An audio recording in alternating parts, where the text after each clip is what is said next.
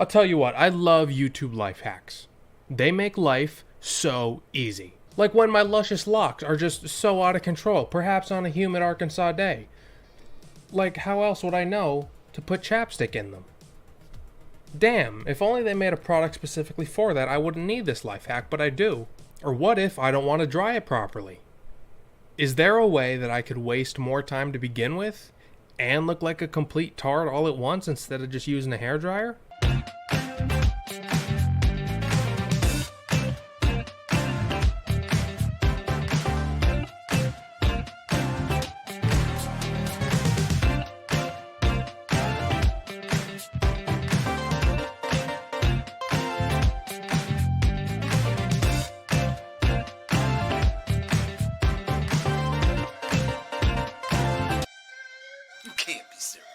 Aw, sick.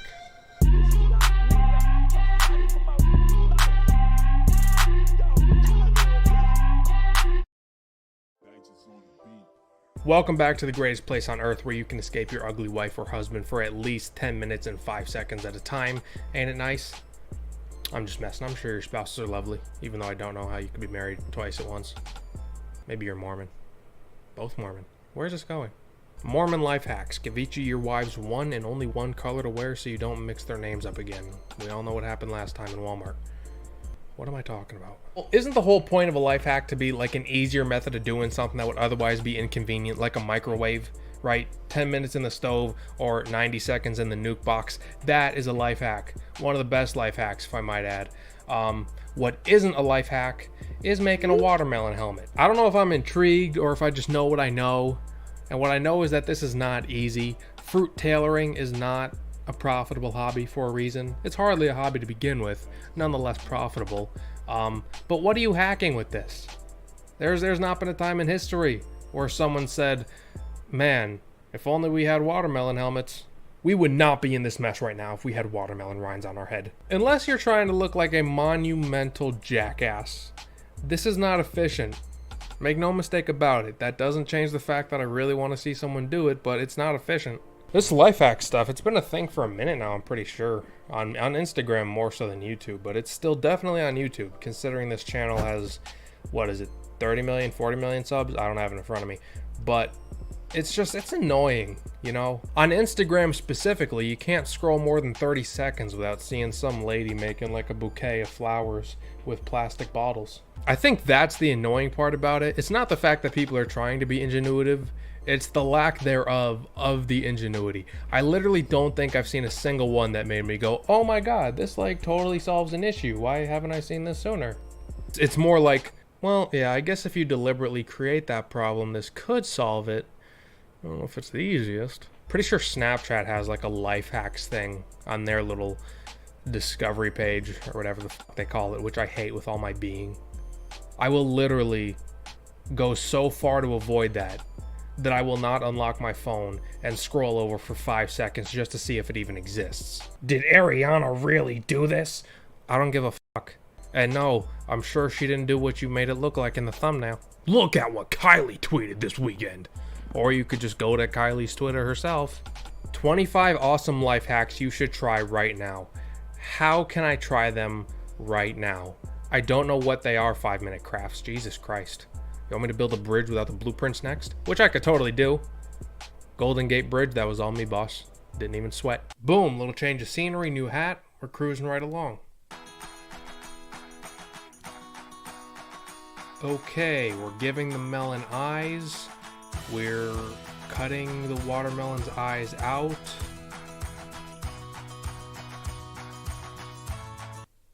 What? You just ruined a perfectly good melon.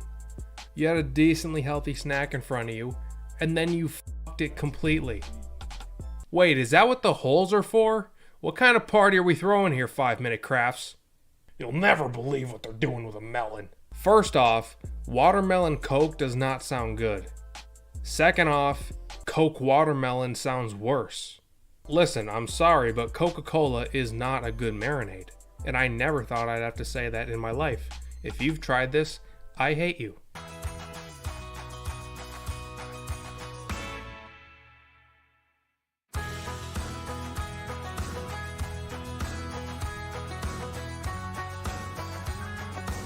Her face is like, I can't believe you just made me eat your Frankenstein shit watermelon.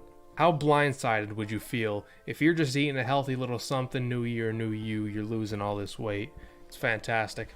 Someone gives you a fruit kebab and you think you're about to bite into a creatively shaped piece of watermelon just to find out it's literally soaked in soda.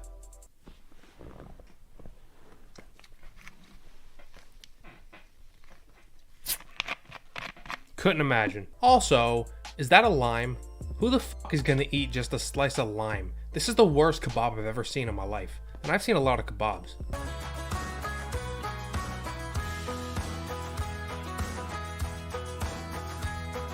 Ooh yeah, save that rind for the headwear collection.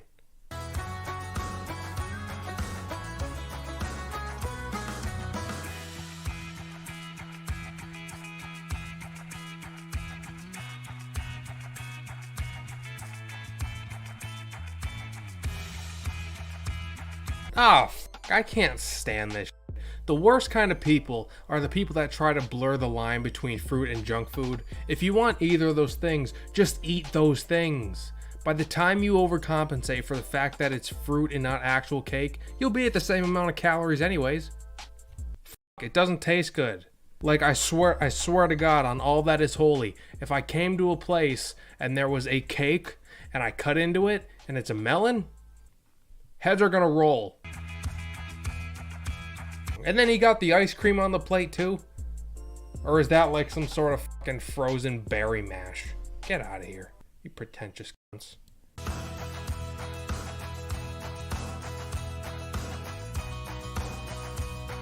Hey, the new Hellraiser looks pretty good.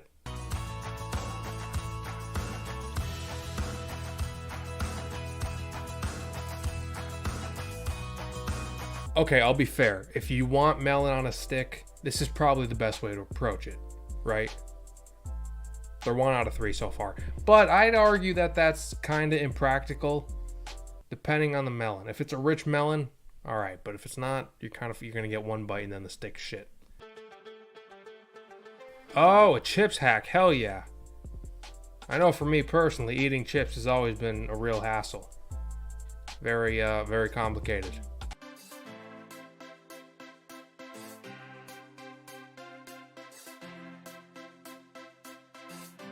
Okay, here's the deal. If you can't dump the chips properly, you are not an experienced eater and do not deserve the joy of dumping the last bit. Also, not to mention, this is not a good method.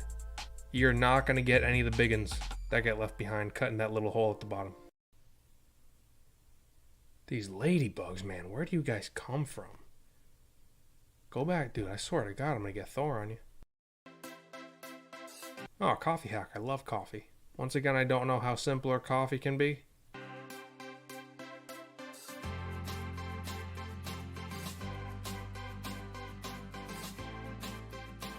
You think I'm some square that uses the same mug all the time? No. You think that Pringles thing is going to fit on this bad boy? Because it isn't. Can you... Yes, they're barking. Yes, other dogs exist. You don't got to instigate. Be the bigger dog. You're literally the bigger dog. But of course you're not going to act like it.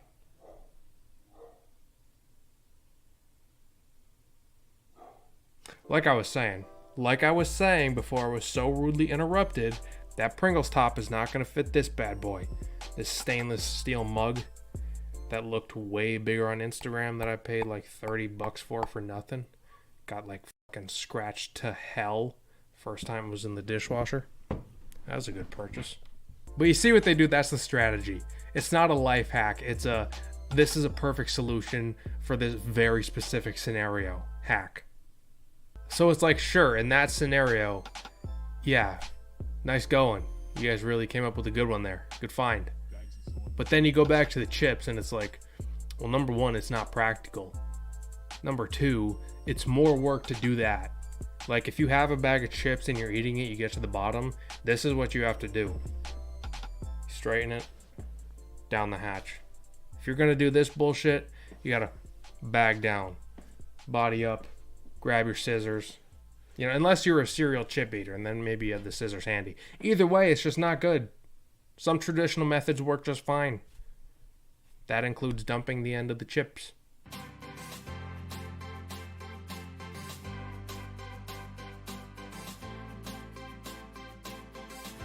First of all, enjoy your hairy chips. Second of all, if I ever catch anyone doing this, I'm cutting your lips off.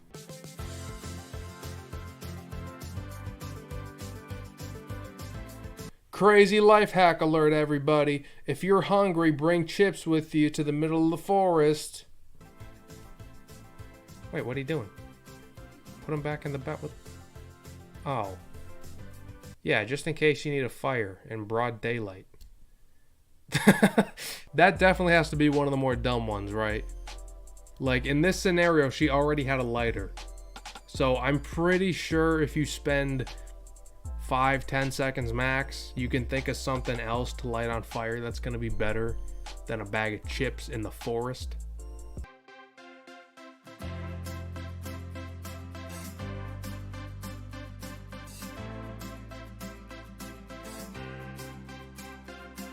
This one's a classic. This one's been around forever. I remember seeing this one in like 2012 or something. And I gotta say, I don't think it's a hack. Maybe I'm alone on this one, but it's easier to just reach instead of going over like that, right? Unless you're not violently fisting your chips, I think you're good. Extreme survival tips. Was burning a bag of chips in the middle of the forest for virtually no reason at all not an extreme survival tip? I know that one has saved my life like at least a bunch now. I'm glad their idea of extreme survival is finding a way to roast marshmallows by any means. That is the American spirit if I've ever seen it.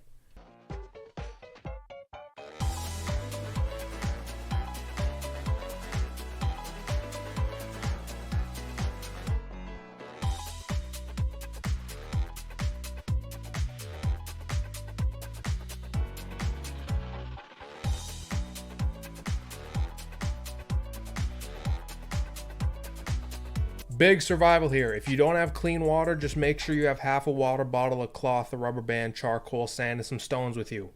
Just the essentials you leave the house with. I know the answer is probably no, and this is all for views, but it makes me really wonder if someone at some point really thought any of this was viable in a real world survival scenario. You know? It's like saying, okay, if you ever find yourself stranded, what you're going to want to do is take out your full-size fireplace and chimney system. You're going to want to throw your logs in there, light it up with the lighter you have on you, and that'll keep you warm until the Coast Guard finds you. They're probably in their office like, dude, how the fuck don't people think of these things? How has anyone died in the wilderness ever? For some reason or another, I just have a hunch that it might be a bit easier to come up with these creative survival tactics in an air-conditioned building with virtually unlimited resources. So what you end up getting with these videos isn't a life hack or something that'll make your life easier ever. You get cool party tricks that you could show people that, you know, they'll think you're smart for knowing, when in reality they would never help you ever. But even after we get all this life-changing knowledge dropped on us, equally as good as the comments, I promise you. Very nice video. I will try to do it tomorrow. Very good. Congratulations. Cool girls like, don't waste chips for making fire, or either you give me. I will eat. You know what I can't stand? Well, a lot of things. But what I can't stand are the overtly positive comments on YouTube like, oh, I hope everyone reading this has a nice day. Well, you know what? They're not, because nice days don't happen. I don't like these comments at all because they're so phony, right? This entire comment section is riddled with shit like that, but this one right here takes the cake. I wish you a blessed day/night. May your days be filled with positivity and happiness. I really mean it. I think that nobody will even read this, but if only one person reads this, it will make my day. But to the few people reading this, I hope you have a great life and good luck in the future. Everyone that reads this. Dude, there's at least one psycho who's gonna see this, and you can't be talking in absolutes here. What if someone likes burning puppies and they see this? That person too? That's everybody. You want them to have a blessed day and night? Okay. It's just so fake. No real person is this happy and positive. I don't want your blessings or hopes for my day. And I know fame doesn't happen overnight, but I'm trying my hardest to become a successful YouTuber one day. Wish me luck, guys. We're so far into this already. What's your channel like? Oh yeah, no, go fuck yourself. I hope you have a shit day. I hope you lose all your V-Bucks. Is that a good insult for a Fortniter? I don't know. That's another thing. I hate Battle Royale games, but that's another can of worms. You're welcome for watching. Brake pedals are for